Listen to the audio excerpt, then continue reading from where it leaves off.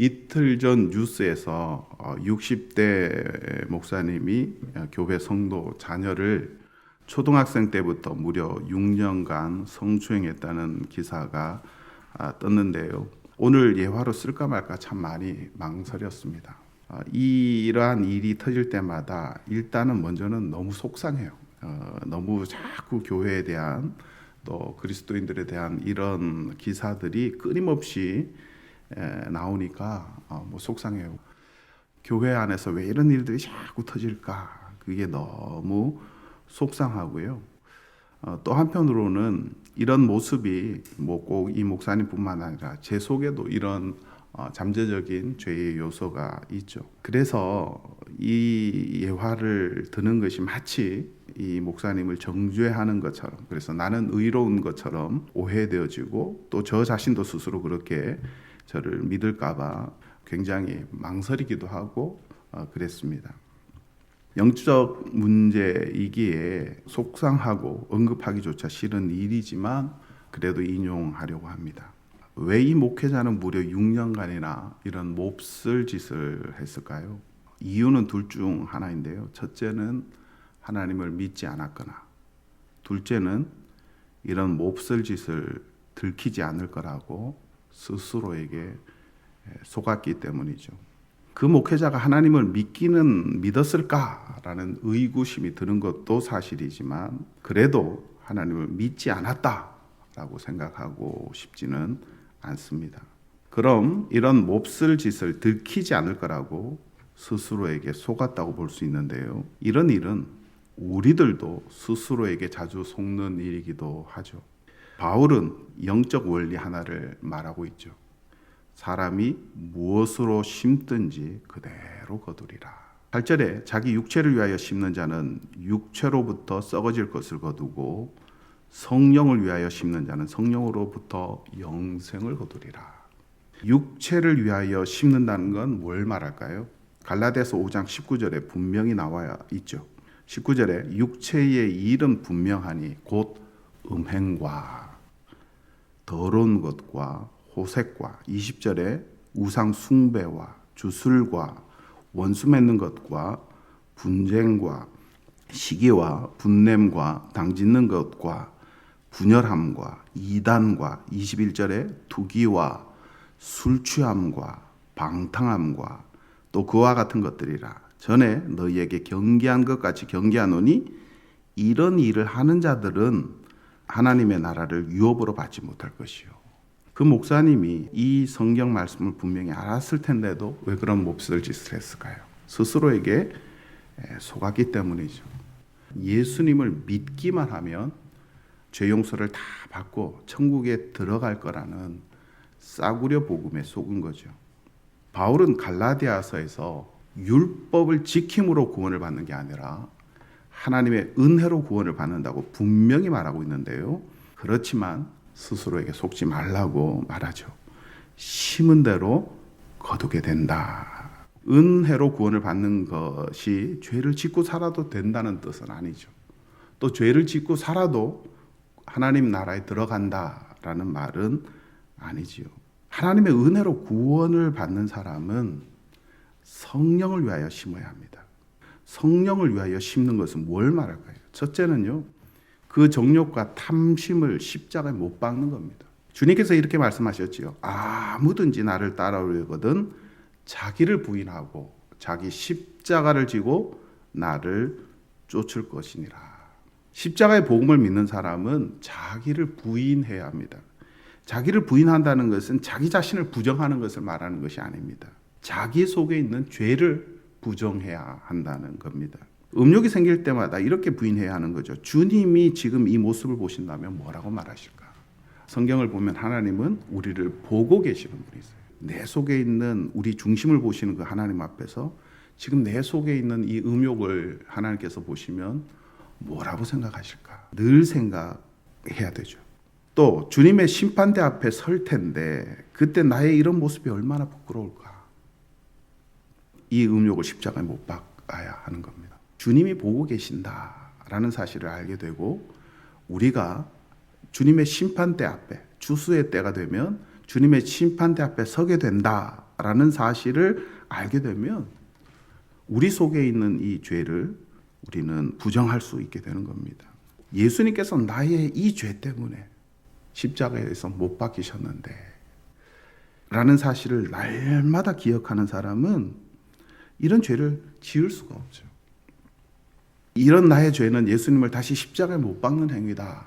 나는 하나님의 은혜로, 예수 그리스도의 은혜로 구원을 받은 사람인데 다시 이렇게 죄를 지어서는 안 된다라고 늘 생각하는 사람이 바로 자기의 십자가를 지고 예수님을 따라가는 겁니다.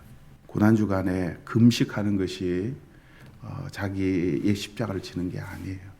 또 자기의 몸을 괴롭히는 것이 자기의 십자가를 지는 것도 아니죠. 이런 믿음이 십자가의 복음을 믿는 믿음인 겁니다. 이것이 진짜 믿음이지 예수님을 믿기만 하면 어떤 죄를 지었어도 다 천국에 간다 라는 어떤 그런 싸구려 복음을 믿는 것이 믿음이 아니에요. 스스로에게 속는 겁니다. 두 번째는 말씀을 배우는 걸 말합니다. 무엇으로 심든지 그대로 거두리라는 말씀을 하시기 전에 6절에 이런 말씀을 하죠. 가르침을 받는 자는 가르치는 자와 모든 좋은 것을 함께하라고 이야기를 합니다. 그리고 나서 무엇으로 심든지 그대로 거두리라 말씀을 합니다. 말씀을 배우고 말씀을 가르치는 것은 성령을 위하여 심는 거라는 뜻이죠. 우리가 말씀을 배우고 또 말씀을 가르치다 보면 다윗의 이야기를 보면서 그런 몹쓸 짓을 계속할 수 있을까요? 무려 6년이나? 엘리 제사장의 아들들 이야기를 보면서도 과연 그럴 수 있을까요? 우리의 죄를 반드시 심판하시는 그 선지서의 그 이야기들을 보면서도 죄를 지을 수 있을까요? 이 목사님이 6년 동안 몹쓸 짓을 하면서도 설교를 계속했을 텐데 그 설교를 하면서도 그 마음속에 뭐가 있었을까요? 다윗은 나단 선지자의 소리를 듣고 회개했죠. 나단이 하나님의 말씀을 전했기 때문입니다. 하나님의 말씀을 배우고 하나님의 말씀을 가르치는 사람은 그 말씀을 통해 성령님의 음성을 듣게 됩니다. 결코 죄를 지을 수 없는 거죠. 가르침을 받는 자와 가르치는 자는 모든 좋은 것을 함께 하라라고 이야기를 해요. 물론 이것을 원초적으로 하면 말씀을 가르치는 자에게 잘 대접하고 선물을 주고 그런 의미로 또 볼 수 있지만 그것은 아주 원초적인 해석이고요. 말씀을 가르치고 말씀을 배우는 자가 좋은 것을 나누는 게 뭘까요? 하나님 말씀을 서로 나누는 거예요. 만약에 그 목사님이 사모님과 성경 말씀을 같이 공부를 했다면 말씀을 서로 나누고 그 말씀 앞에서 서로를 되돌아보는 그런 흔히 말하는 이제 쉐어링이라고 하죠. 말씀을 서로 나누면 6년 동안 그런 몹쓸 짓을 못했을 거예요. 다른 목사님들과 말씀을 나누면서 자기 속에 있는 죄의 요소들을 말씀을 통해서 서로 나눴을 때 과연 그 목사님이 계속 그런 짓을 했을까요? 이 목사님은 말씀 앞에 겸허하게 서지도 않았고 그 말씀을 삶 속에 나누지도 않았고 그 말씀을 가지고 서로 배우고 가르치고 하지 않았던 거예요. 마지막으로 기회가 있는 대로 모든 이들에게 착한 일을 하는 걸 말합니다. 오늘 본문 10절에 보면 그러므로 우리는 기회 있는 대로 모든 이에게 착한 일을 하되 더욱 믿음의 가정들에게 할지니라. 구원은요 선행으로 받는 게 아니지만 상급은 선행으로 받습니다. 그리스도인은 착한 행실을 많이 해야 합니다. 하나님 앞에 복을 누리는 일들 가운데 하나가 착한 행실을 하는 거예요. 착한 행실을 많이 하는 사람들은 심은 대로 거두게 되어 있어요. 착한 일을 하면 그게 반드시 하나님의 축복으로 돌아옵니다. 가난하고 힘들고 어렵고 약하고 병들고 그런 사람들을 위해서 선을 행할 때 하나님께서는 그것을 외면하지 않아요. 이 복음이 너무나 왜곡돼서 선행은 마치 필요 없는 것처럼 이야기를 하지만 그렇지 않습니다. 구원을 선행으로 받지 못한다는 말이지 심은 만큼 하나님께서 우리에게 선으로 갚아주시기 때문이죠.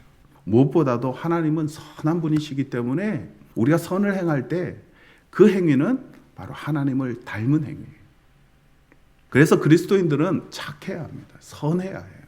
물론 우리 속에 악이 있기 때문에 우리는 악한 일을 행합니다. 하지만 우리 속에 성령이 계시기 때문에 그 성령의 인도하심을 따라 선을 많이 행해야 됩니다. 힘들고 약한 사람들이 존경받고 존중받는 교회가 좋은 교회예요. 아무 힘이 없는 사람들, 부족한 사람들, 모자라는 사람들, 그런 사람들이 존중받고 그런 사람들이 배려받는 교회가 진짜 좋은 교회입니다. 특별히 오늘 본문에 보니까 믿음의 가정들에게 해야 한다고 이야기를 합니다. 교회 안에서 더 그렇게 약한 자들을 세우고 약한 자들을 존중해 주어야 한다는 거죠. 이제 결론을 맺겠습니다. 앞서 다소 무거운 예화를 들었는데요. 적어도 그 목사님이 그래도 하나님을 믿을 거라고 저는 믿습니다. 하나님을 믿는 믿음이 그 안에 있을 거라고 저는 믿고 싶어요. 저는 그 목사님을 위해서 간절히 기도합니다. 십자가를 보며 하나님의 은혜를 깨닫기를 바랍니다.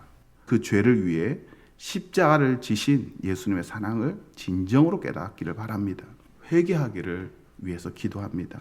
회개란요, 주님 앞에서 눈물 찔끔 흘리고 마는 게 회개가 아니에요. 회개는 다시는 그런 몹쓸 짓을 하지 않는 걸 말해요.